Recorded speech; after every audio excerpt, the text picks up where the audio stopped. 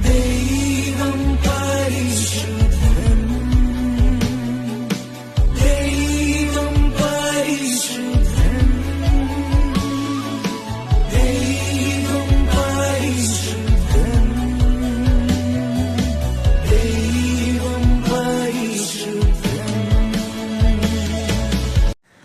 വളരെ ശക്തരായ സ്ത്രീ കഥാപാത്രങ്ങളെ കൊണ്ട് സമ്പന്നമാണ് വിശുദ്ധ വേദപുസ്തകം.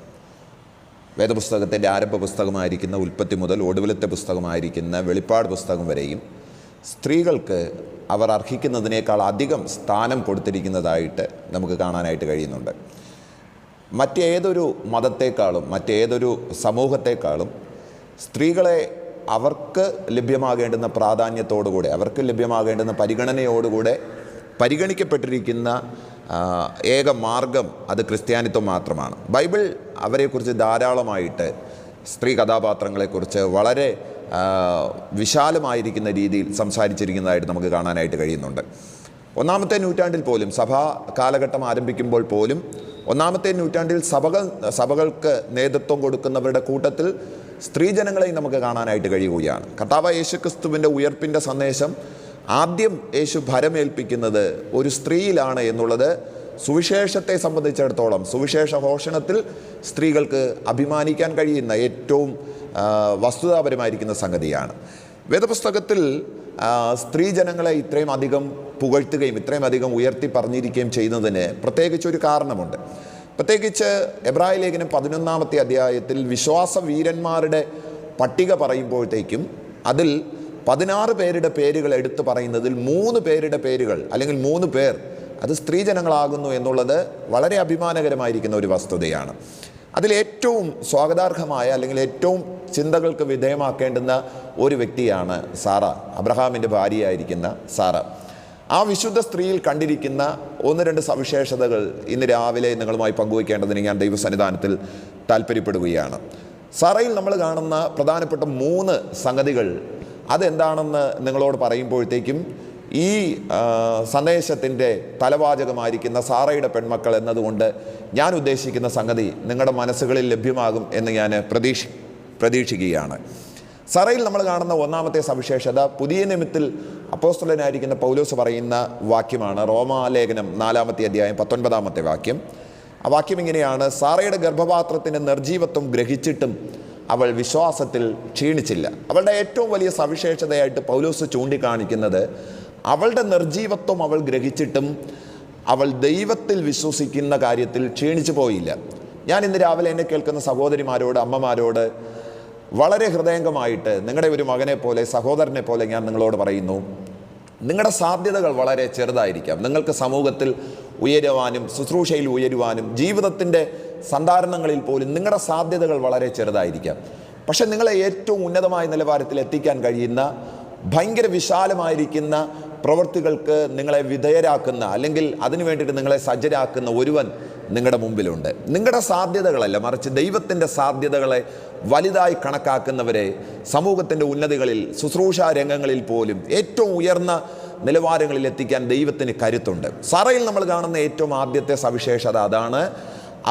അവളുടെ നിർജീവത്വത്തെക്കാൾ അവൾ ആരെയാണോ വിശ്വസിച്ചത് അവൻ്റെ സാധ്യതയെ വലുതായി കണക്കാക്കുവാനായിട്ട് ഇടയായി തീർന്നു. നിങ്ങളുടെ ജീവിതം വളരെ ചെറിയ ഒരു ചുറ്റുപാടിൽ ഒതുങ്ങുന്നതായിരിക്കാം. നിങ്ങൾക്ക് അത്ര കണ്ട് വലിയ സാധ്യതകൾ കാണുമായിരിക്കത്തില്ല. പക്ഷേ ഞാൻ നിങ്ങളോട് വളരെ ഹൃദയംഗമായി പറയുന്നു, നിങ്ങളുടെ സാധ്യതകളെക്കാൾ നിങ്ങളെ വിളിച്ചവൻ്റെ സാധ്യതകളെ നിങ്ങൾ പരിഗണിക്കണം. നിങ്ങളുടെ നിർജീവത്വമല്ല, മറിച്ച് നിങ്ങളെ വിളിച്ചവൻ്റെ ജീവൻ വലുതാണെന്ന് നിങ്ങൾ കണക്കാക്കണം. നിങ്ങളുടെ ജീവിതത്തിൻ്റെ ചുരുങ്ങിയ ചുറ്റുപാടുകളല്ല, വിശാലമായിരിക്കുന്ന ദൈവത്തിൻ്റെ കരുത്തുറ്റ കരം എന്താണെന്ന് തിരിച്ചറിയുകയും അതിൽ ആശ്രയിക്കുകയും ചെയ്യാൻ ഇന്ന് രാവിലെ ഞാൻ നിങ്ങളെ പ്രബോധിപ്പിക്കുകയാണ്. സറയിൽ നമ്മൾ കാണുന്ന 1-ാമത്തെ സവിശേഷത അതാണ്.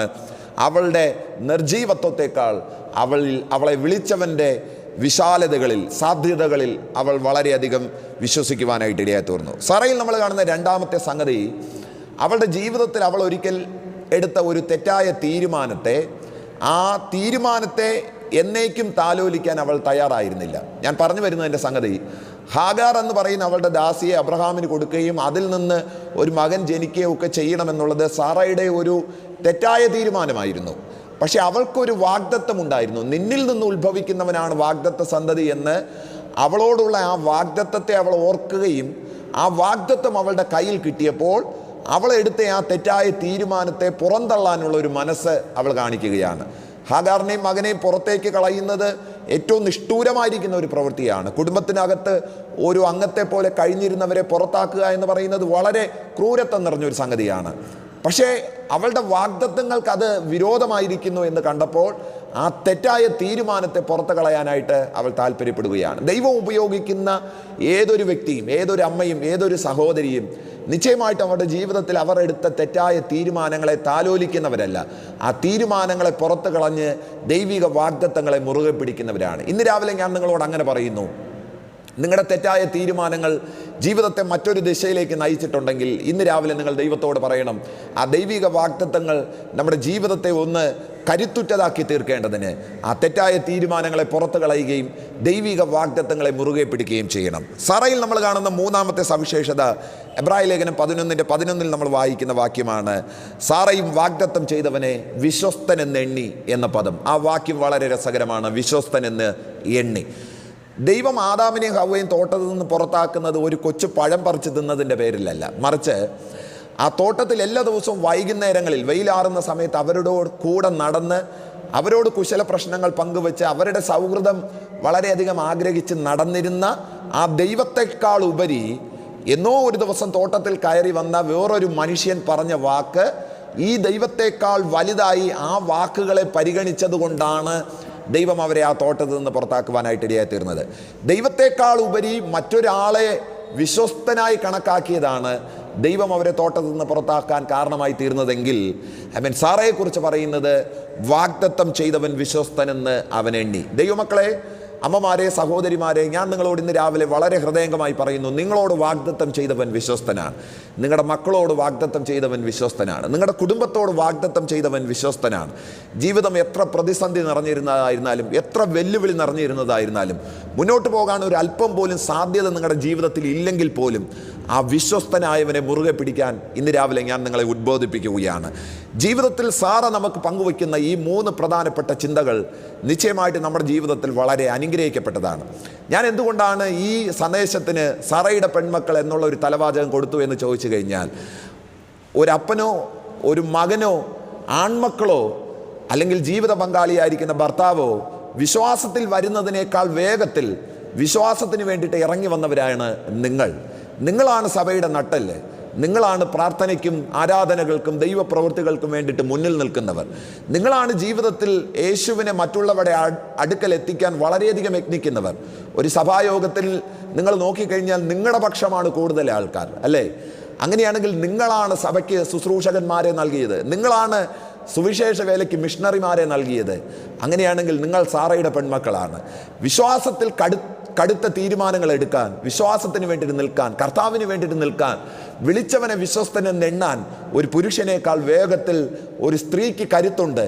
അതുകൊണ്ടാണ് ഇന്നത്തെ സഭകൾ വളർന്നത്. അതുകൊണ്ടാണ് ഇന്നത്തെ ആത്മീക ലോകം ഇത്രയും കരുത്തുറ്റതായിത്തീർന്നത്. ഇന്ന് രാവിലെ എന്നെ കേൾക്കുന്ന ദൈവമക്കളോട്, വിശേഷാൽ എൻ്റെ അമ്മമാരോട്, സഹോദരിമാരോട് വളരെ ഹൃദയംഗമായി ഞാൻ നിങ്ങളോട് പറയുന്നു, നിങ്ങളെ കൊണ്ട് ദൈവം ഒരു വലിയ അത്ഭുതം ചെയ്യുവാൻ, ഒരു വലിയ ദൈവപ്രവൃത്തിക്ക് വേണ്ടിയിട്ട് ദൈവം നിങ്ങളെ ഈ കാലഘട്ടത്തിൽ ഉപയോഗിക്കുകയാണ്. സാറയുടെ പെൺമക്കളായിട്ട് ദൈവം നിങ്ങളെ കണ്ടിട്ടുണ്ട്. ആ സാറയിൽ വ്യാപരിച്ച ഒരു വിശ്വാസവും പ്രത്യാശയും ദൈവാശ്രയവും തുടർന്നും നിങ്ങളിലും ഉണ്ടാകട്ടെ. ഒരു ദൈവപ്രവൃത്തിക്ക് ദൈവം നിങ്ങളെ ഈ കാലഘട്ടത്തിൽ ഉപയോഗിക്കും. അതിനായി ദൈവത്തിൻ്റെ ആത്മാവ് ഈ വചനങ്ങളാൽ നിങ്ങളെ കരുത്തുറ്റവരാക്കി തീർക്കട്ടെ എന്ന് ഞാൻ ദൈവസന്നിധിയിൽ പ്രാർത്ഥിക്കുന്നു. കർത്താവ് നമ്മെ ഈ വചനങ്ങളാൽ അനുഗ്രഹിക്കട്ടെ.